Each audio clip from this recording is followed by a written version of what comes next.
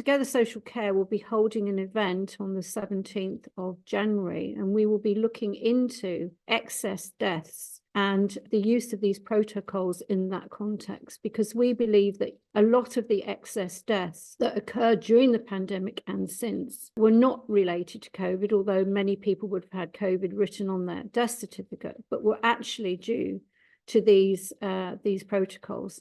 So maybe they did have COVID, but given the right treatment and care, they could have survived. But they were actually fast-tracked to death on these pathways. So we will be looking at this, and we will have a very interesting panel of speakers.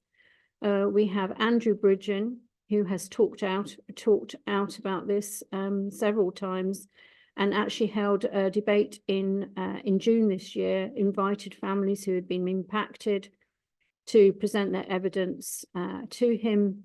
And he has mentioned this a number of times in Parliament. And people have been calling for a debate on this, but like the vaccine injury debate, that has not really led to anything substantial. Pullicino, a retired professor, and he was very influential in getting the LCP, the Liverpool Care Pathway, banned in 2014. He spoke out against its abuses back then.